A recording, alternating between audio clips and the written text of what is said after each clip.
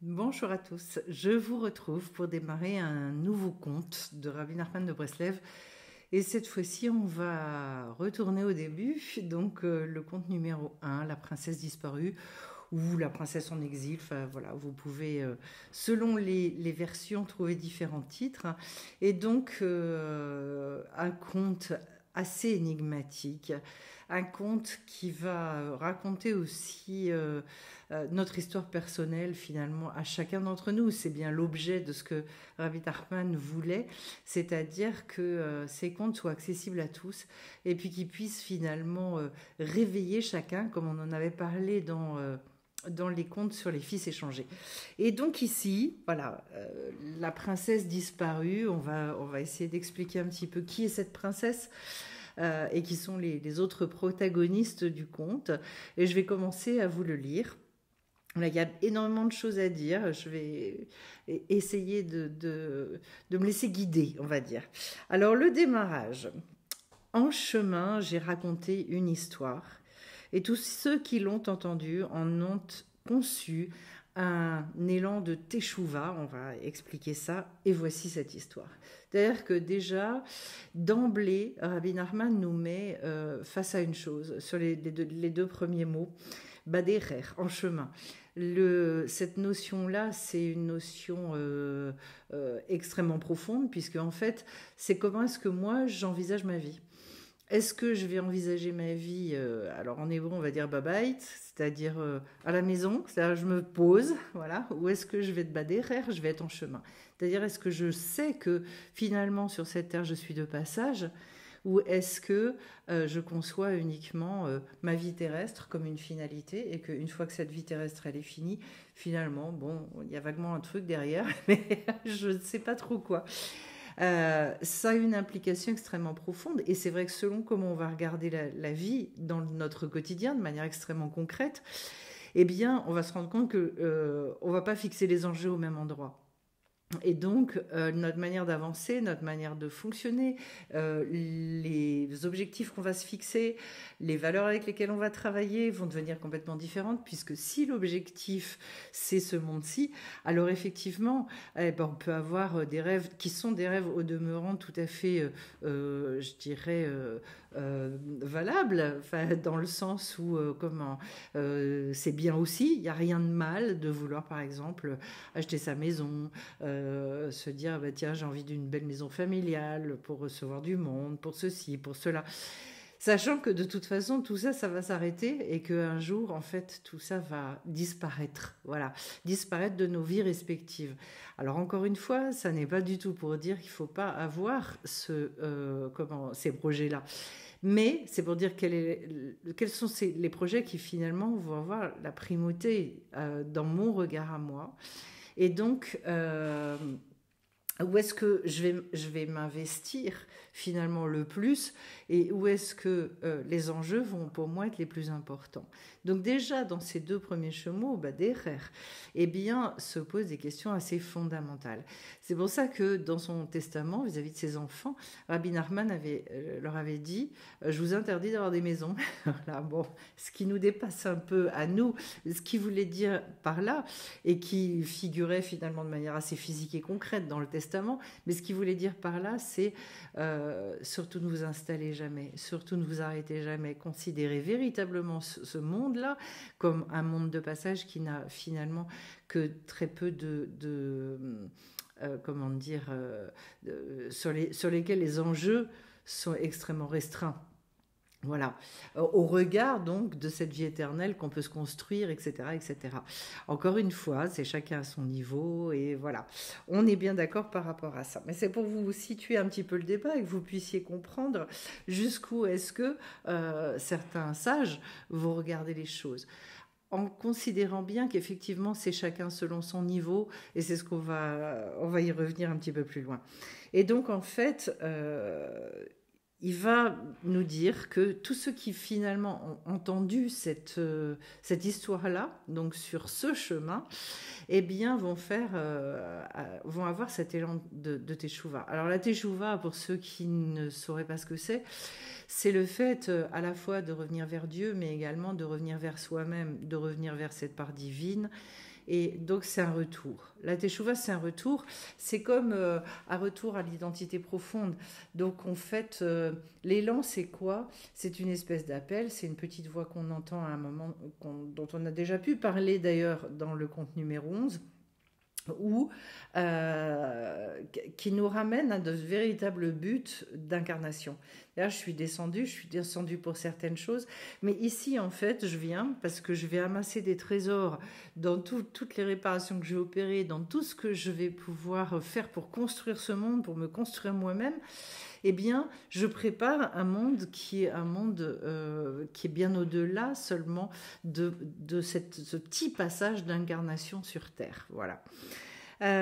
Encore une fois, ça ne veut pas dire qu'il n'y ait je dirais aucune valeur à la construction très physique et très matérielle de ce monde. Attention à ne pas, je dirais, confondre les choses et à se dire, donc, dans ces cas-là, on va tous vivre dans des grottes et à sucer des racines. Non, non, c'est pas du tout ça. On n'est pas là-dedans, dans le judaïsme. Mais la seule chose, c'est, je veux construire ce monde matériel, mais je veux le construire justement au travers du spirituel. C'est-à-dire aller rechercher tout le spirituel qu'il y a dans la matière, sans déconnecter les deux. Et donc, pour ça, et pour réussir ce challenge extraordinaire, je vais être obligée d'imaginer qu'il y a un monde futur dans lequel les choses vont se passer complètement différemment. Mais le projet, il est bien de réussir aussi. Ce grand Shabbat, c'est bien l'objet de le construire de manière concrète et dans ce monde. Voilà. Alors, ceci étant dit, Rabbeinu va effectivement nous raconter avec aussi en hébreu une manière de s'exprimer particulière, parce qu'il dit Anna ve'amar, Anna qui est vraiment le côté, je vais vous donner un coup, je vais vous réveiller un bon coup au travers de cette histoire, et en même temps, Amar, c'est une parole beaucoup plus douce, c'est-à-dire en fait, je vais y aller, mais je vais y aller avec énormément de douceur, de tendresse. Voilà, et je vous dis tout ça, mais je vous dis parce que je vous aime finalement.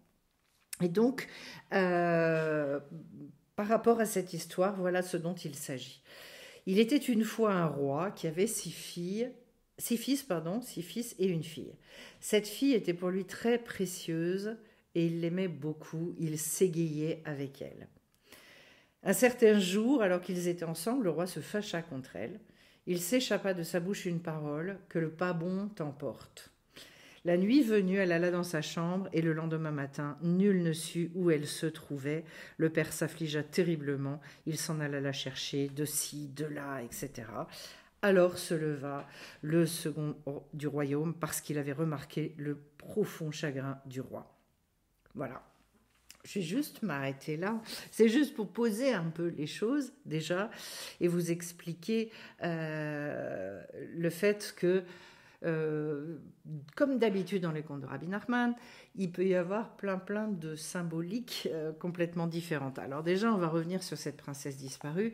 Vous voyez qu'en fait, le roi, il a 6 fils et une fille. Bon. Le 6 est un chiffre extrêmement symbolique qu'on va pouvoir expliquer, mais qu'on peut déployer en fait de plein de manières différentes comme d'habitude. Et donc, toujours pareil, je vais prendre une optique spécifique puisque Rabbeinu introduit finalement tout ça au travers de la Teshuvah. Eh bien, on peut se dire que cette princesse qui a disparu, c'est finalement, ça peut être la Teshuvah, c'est-à-dire le fait que finalement aujourd'hui ce qui a disparu, c'est que l'être humain ressente cet appel, l'entende à nouveau et se dise oui, donc il y a bien autre chose après cette vie-là. C'est un passage extraordinaire, c'est un passage plein de potentiel et je dirais une occasion d'amasser énormément de choses, de trésors, mais on peut également le voir comme étant quelle autre chose a disparu? Eh bien, ce qu'on appelle la tefila, la prière, puisqu'en fait aujourd'hui, s'adresser finalement à un monde invisible, c'est devenu compliqué, et qu'il y a une connotation un peu arriéré, on va dire. J'en profite d'ailleurs pour dire une chose. C'est une chose qu'on verra dans le conte numéro 2, d'ailleurs avec le maître de prière. C'est qu'en fait, il y avait tout un tas d'expériences qui avaient été faites aux États-Unis. Et il s'était rendu compte qu'en fait, les gens qui priaient, alors peu importe à qui il s'adressait, mais qu'en fait les gens qui avaient vraiment la foi, eh bien en fait étaient globalement beaucoup plus heureux, tombaient moins malades, ou quand ils étaient malades ils pouvaient guérir plus vite, etc., etc. C'est-à-dire que cette notion de prière-là s'avérait être un soutien absolument extraordinaire dans tout un tas de processus pour traverser certaines difficultés, etc., etc. Et que la qualité de vie n'avait absolument rien à voir. Voilà. Donc même dans le monde profane, en fait, on s'était rendu compte de ça. Ça peut parler de quoi ou de qui d'autre encore, la princesse disparue? Eh ben, de la présence divine, puisqu'en fait, ce qu'on appelle la shrina en hébreu, il y a ce besoin je dirais, de faire régner finalement cette présence divine dans ce monde, et on dit que la présence divine est en exil, donc ça peut être ça aussi, ça peut être également l'âme collective de tous les descendants d'Adam, voilà, qui ont cette merveilleuse neshama, cette lumière dans leur âme, etc. Donc on peut voir ça à plein de niveaux différents, encore une fois. Et que finalement, dans cette histoire, donc on voit que cette fille qui va disparaître, bien évidemment, c'était la préférée du roi. Donc le roi, ça va être, pour une part, ça va être Hachem directement, ça va être Dieu lui-même, qui finalement a 6 fils et une fille, et qui est amoureux de la Teshuvah, qui est fou de joie. Alors ce que j'adore, c'est vraiment cette expression, le roi qui s'égayait.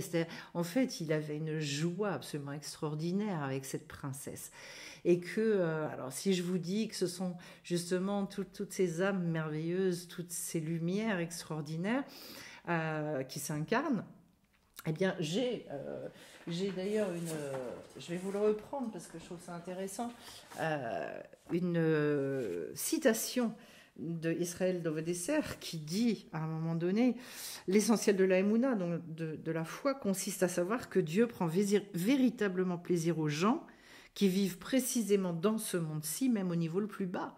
C'est-à-dire, en fait, voilà, de retrouver et de comprendre que toute cette création, même si nous, on n'a pas cet œil-là, en fait, que Dieu voit les êtres humains de cette manière-là, et que son plaisir, c'est justement de venir vivre avec ces créatures.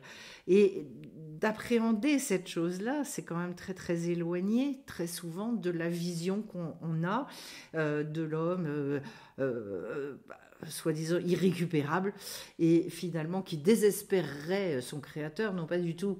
C'est pas du tout de ça dont on parle, justement. C'est d'ailleurs, je dirais, un des problèmes principaux.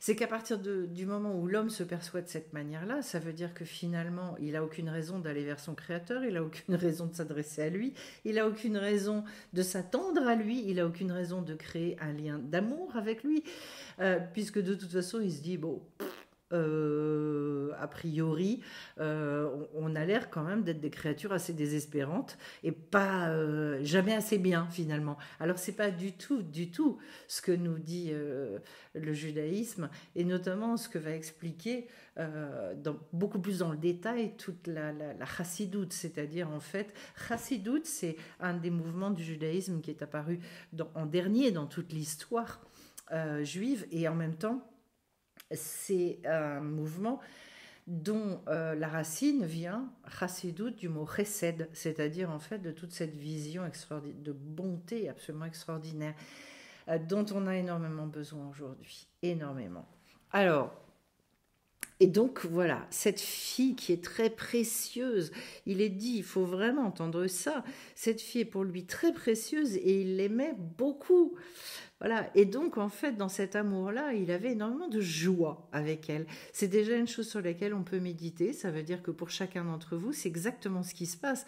La seule chose, c'est que soit on en a conscience et on crée un lien, soit on n'en a aucune conscience, ou alors tout simplement on se trouve gauche et on n'arrive pas à créer ce lien. Ça pose une vraie question dans notre manière d'envisager finalement notre spiritualité. Voilà. Et alors après, qu'est-ce que... Alors, ce que je peux dire aussi dans ce conte, c'est que il va y avoir, comme on va le voir, une recherche absolument énorme dans le conte, énorme, puisque il y a ce moment où la princesse disparaît, où le roi la cherche, hein, il est dit, il est complètement affligé, il la cherche de partout, mais en fait, il va pas la trouver. Et donc, il y a un second qui arrive, le second, qu'on va appeler le vice-roi du royaume, et qui remarque que, en fait, le roi, finalement, regrette énormément, et que ça le met dans un chagrin énorme. Et c'est vrai que d'imaginer ça et de se dire aussi finalement dans l'organisation, le fonctionnement de ce monde entre l'être créé et son créateur, eh bien, ce moment d'emportement là, dont on reparlera, où il va se fâcher à un moment donné, où il va dire bon, allez hop, que le pas bon t'emporte, eh bien, d'ailleurs, c'est quelque chose qui s'échappe de sa bouche. C'est-à-dire, et il y a des choses comme ça dans les prophètes où on lit, voilà, un instant, je m'étais mis en colère, un instant, j'ai dérobé ma face, mais juste l'instant d'après, en fait, je reviens, non, je veux pas. Donc voilà, c'est-à-dire, c'est comme si, et ça, je trouve ça extraordinaire, comme si oui, il a fallu ce monde-là, ce monde de la dualité, cet éloignement. Hachem a dû créer cet éloignement avec les créatures pour leur laisser le libre arbitre, pour que toute l'histoire ait lieu. Et en même temps, c'est comme si ça le peinait. Cette séparation qui, entre guillemets, a été une séparation obligatoire, entre guillemets, mais pour que l'histoire puisse avoir lieu et pour que l'être humain puisse être libre et revenir vers son créateur par amour, par choix, eh bien, en fait, comme si ça peinait. Pourquoi ? Parce que je pense que Dieu déteste nous voir souffrir. Il déteste ça. Donc bon, en même temps, voilà, ce sont des mots qui n'ont pas véritablement de sens, puisque en même temps, il connaît la fin et il sait que toute chose est bonne et que le temps n'existe pas pour lui. Mais la souffrance de l'homme n'est pas du tout, comment dire, elle n'est pas souhaitée, elle n'est pas voulue, elle n'est pas. C'est pour ça que dans le traitement de tout ce côté l'otov, le pas bon, on en reparlera. Il y a une volonté là aussi justement de dire à la créature, mais en fait, moi je vous ai mis aussi dans ce choix-là, mais sachez qu'en fait vous n'êtes pas obligé d'y rester du tout, du tout, du tout. Voilà, et donc la nuit venue, elle va dans sa chambre, voilà. Et donc on va expliquer une chose par rapport à ça, puisque en hébreu la chambre c'est c'est cheder, voilà, et que en fait c'est en lien aussi avec le tzaddik. Donc on en reparlera un petit peu plus loin. C'est-à-dire que quand l'obscurité arrive, quand finalement elle se fâche, enfin elle est éloignée de son créateur, éloignée de la shrina, de la présence divine, eh bien elle court dans les bras du tzaddik. Pourquoi ? On en a parlé dans le conte numéro 11, c'est parce qu'à un moment donné, nous, on n'a pas cette faculté de rester sans arrêt collé, sans arrêt connecté à notre Neshama, connecté à Hachem, etc. Et que donc, on a besoin aussi de ces grands sages qui nous aident, qui nous soutiennent pour venir nous repêcher quand il y a des moments extrêmement difficiles ou tout simplement, sans être très difficiles, mais des moments où parfois on se déconnecte tout simplement parce que tout va bien dans notre vie, hein. Ça arrive aussi, etc. Je suis tranquille, je suis pépouse, allez hop, bon, je laisse un peu tomber tout ça. Voilà.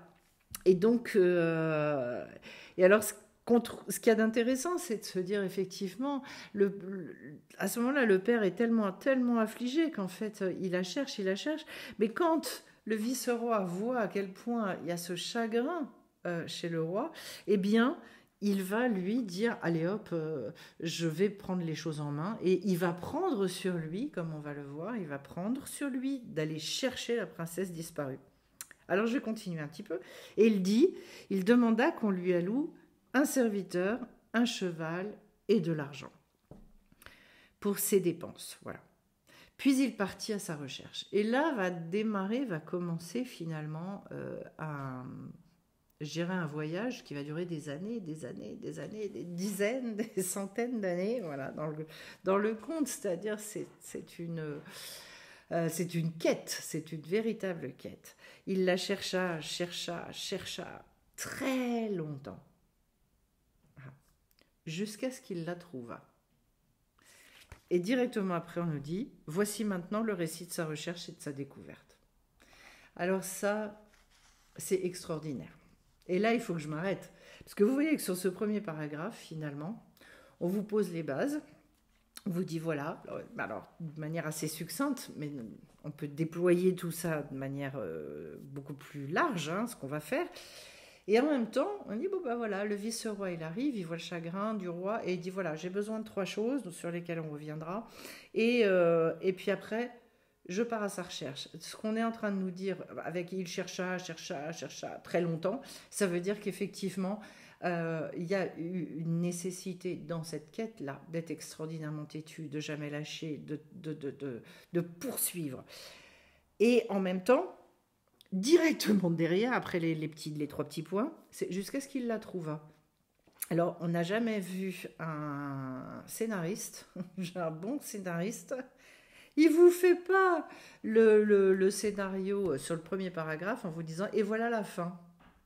Alors que là, c'est exactement ce que fait Rabbeinu. Autrement dit, très très mauvais scénariste. Je pense qu'à Hollywood, il ne serait pas du tout retenu dans ces histoires-là. Pourquoi est-ce qu'il fait ça? Pour simplement nous montrer qu'en fait, vous ne vous posez pas la question, parce que la fin, moi, je vous la donne tout de suite, parce que ce n'est pas ça qui va être intéressant. Ce qui va être intéressant, ça va être tout le chemin. Et c'est pour ça qu'après, tout ce qui va se déployer et toute l'ampleur du conte derrière, avec de ce que le vice-roi va traverser, les gens qu'il va rencontrer, etc., jusqu'à retrouver cette princesse disparue, et bien ça va durer 3 plombes. Et mais au bout du compte, c'est de toute façon, sachez que oui, ça va, il va parvenir à ses fins. Autrement dit, c'est extrêmement rassurant, parce que ce qu'est en train de nous dire Rabbi Nachman à ce niveau-là, c'est de toute façon, déjà, première chose, c'est le chemin qui compte. Ça veut dire quoi? Arrêtez de rechercher à vos résultats. Ça, c'est un grand, grand secret. C'est-à-dire, ne vous dites pas, oui, mais moi, mon niveau, il est celui-ci. Alors, je vais chercher tel et tel niveau. Ça, c'est valable pour notre monde à nous qui dit, passez tel diplôme, passez tel truc, passez tel machin. Dans la tradition juive et dans toute cette sagesse, en fait, il n'y a pas de diplôme. Il n'y a pas de diplôme. C'est en fonction de jusqu'où l'être va s'être transformé et va être devenu qui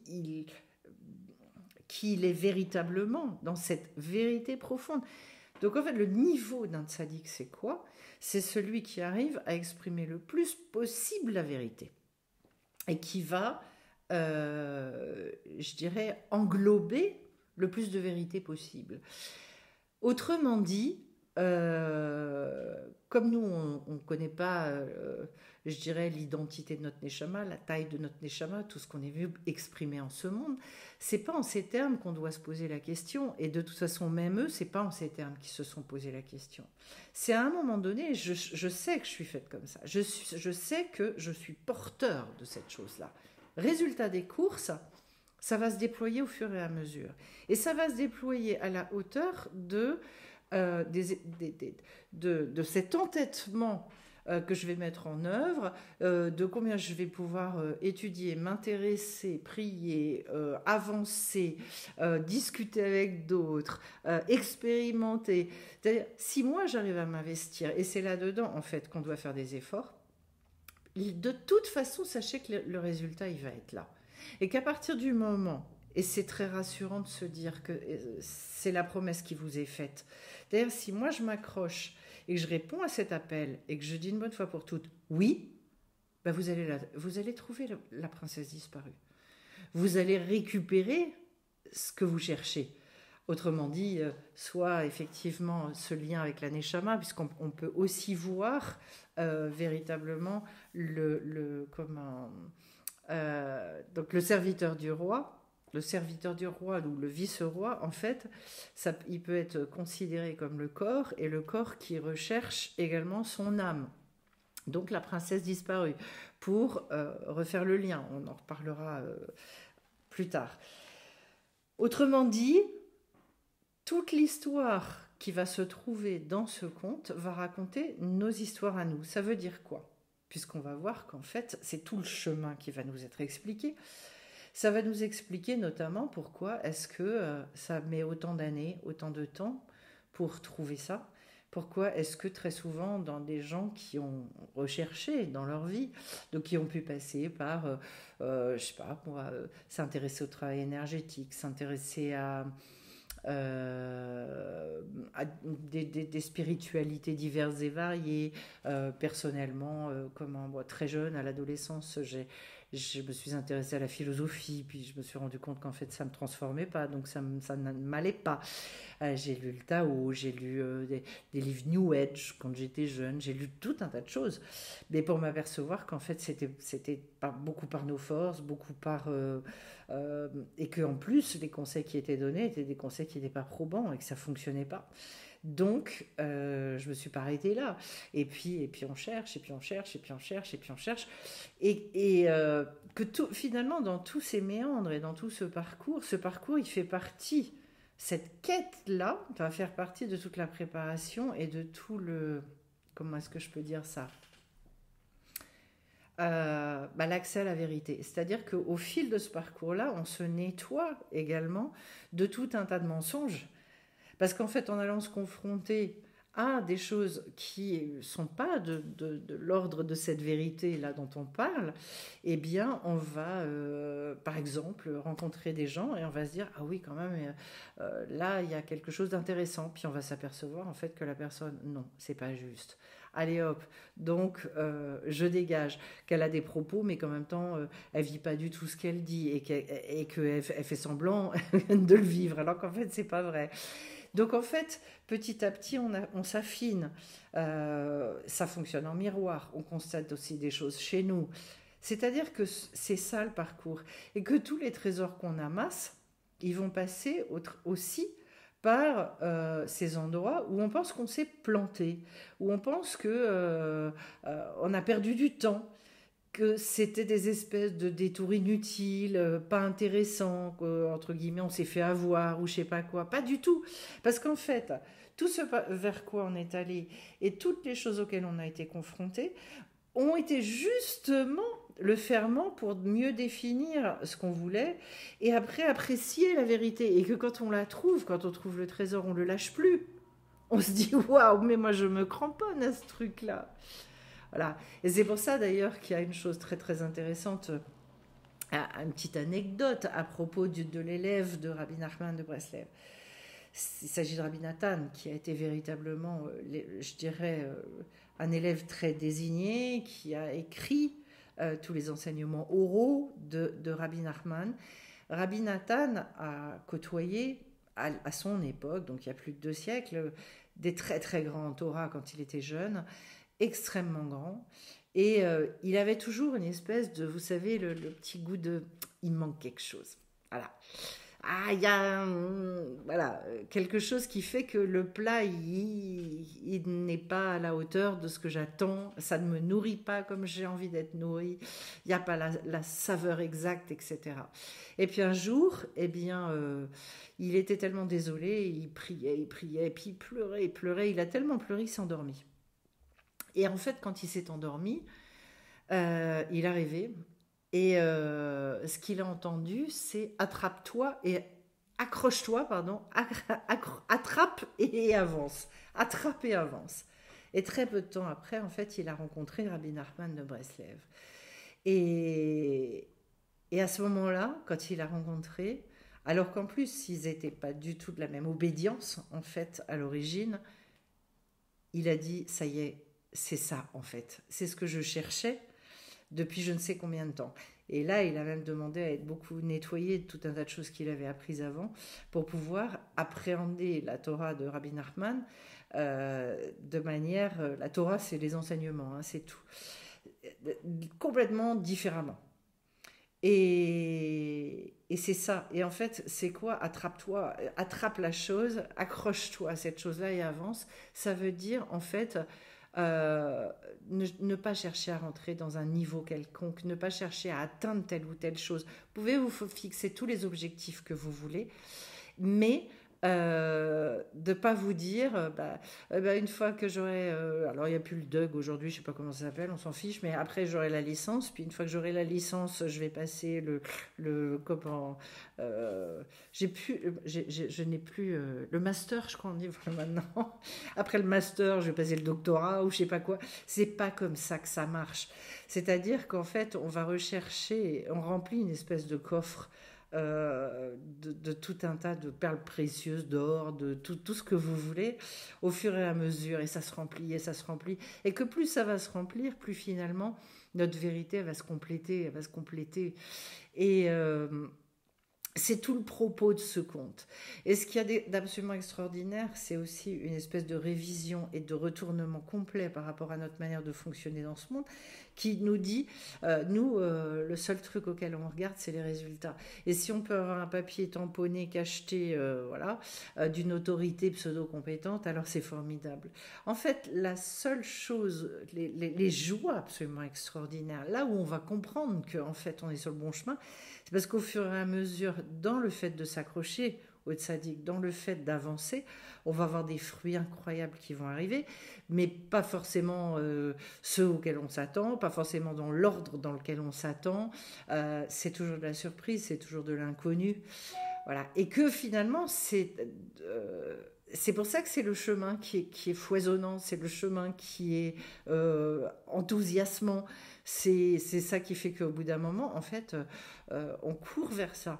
On court parce que, en fait, parce qu'on kiffe, parce que c'est vivant, parce que tour à tour, c'est la vie, c'est drôle. Il y a des moments, on arrive, c'est triste et on va ressortir requinqué parce que c'est étonnant, c'est surprenant. Euh, Parce que ça casse aussi tout un tas de fausses croyances qu'on avait assez débiles, d'enfermement, bref. Et donc en fait c'est ça. Et ce chemin dont on va parler bien évidemment, il est là pour vous interpeller, il est là pour vous dire, d'abord beaucoup je pense, nous réconcilier aussi avec ce que nous on a pris pour des errements, des périodes pseudo-inutile ou je sais pas quoi. Pas du tout, parce que finalement, au travers de toutes les réparations qu'on va opérer derrière, en fait, tout ce par quoi on est passé, toutes les difficultés qu'on a vécues, quand on arrive aux réparations, c'est comme des espèces on va connaître en fait dans le positif à la hauteur de ce qu'on a vécu dans le négatif. Je vais vous prendre un exemple. Euh, Quelqu'un qui finalement a toujours vécu dans le luxe, et donc qui a toujours eu les mains les plus fins, bon, des belles voitures, des machins, des trucs, enfin bon, tous ces trucs que le monde adore, enfin le monde j'entends, le, le monde qui s'intéresse qu'à l'extériorité. Bon, alors ce monde-là, il va kiffer ça, effectivement. Bah, à un moment donné, il y a vous amenez par exemple un gâteau fait maison avec tout votre cœur, etc., etc. Bah oui, mais moi mon palais il est fait à telle et telle chose et donc en fait je vais plus kiffer la simplicité, je vais plus kiffer le vrai, je vais plus kiffer ce qui a été fait avec amour parce que rien que quand je vais voir le gâteau par rapport aux présentations magnifiques, et ben en fait je vais pas voir la beauté, je vais pas voir ce qu'il y a dans ce gâteau. Ben, c'est exactement la même chose. C'est-à-dire, à un moment donné, les trésors qui sont des trésors qui sont liés à l'essentiel, quand on les a cherchés, qu'on s'est entêté et qu'on s'est investi, etc., etc., mais quand ils arrivent, délecte. On se délecte avec tout ça. C'est pour ça qu'aujourd'hui, les gens qui sont extrêmement riches, ils peuvent avoir 20 voitures. Bon, bah, je vais vous dire, quand ils en sont à la 21e ou à la 43e, ou je sais pas, on s'en fout en fait. c'est, c'est une espèce de plaisir éphémère, complètement passager, qui n'a plus de sens. Donc effectivement, on est complètement éloigné de l'essentiel. C'est exactement l'inverse dont nous parlera Benoît ici. C'est-à-dire que la princesse disparue, c'est l'histoire, c'est le chemin pour rekiffer sa vie à des hauteurs comme, je veux dire, absolument énormes. Sortir d'un monde où d'être blasé de soi-même ou désespéré de soi-même, c'est exactement l'inverse. Et c'est là aussi toute la dignité de l'être humain finalement. Et qui reste tout le temps en mouvement. Vous comprenez pourquoi, et je vais finir avec ça, les 2 premiers mots du conte sont en chemin. Parce que finalement, si on ne considère pas le chemin, et si on se dit le chemin, j'en ai rien à foutre, la seule chose que j'attends, moi, c'est la finalité, alors à ce moment-là, ça peut pas s'adresser à nous. C'est pas possible.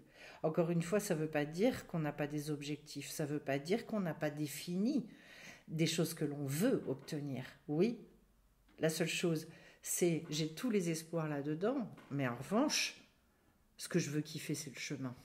Parce que de toute façon, les résultats, tout ça, tout ce qui va arriver, ça va arriver. Je le sais que ça va arriver, c'est exactement ce que Rabbeinu nous dit. Voilà. Et donc, eh bien, écoutez, c'est un lancement sur ce conte, et puis on va revenir sur pas mal de notions, puisqu'en fait, c'est touffu, c'est très touffu. Ça paraît très dépouillé, mais en fait, il y a plein de notions qui se cachent derrière tout ça.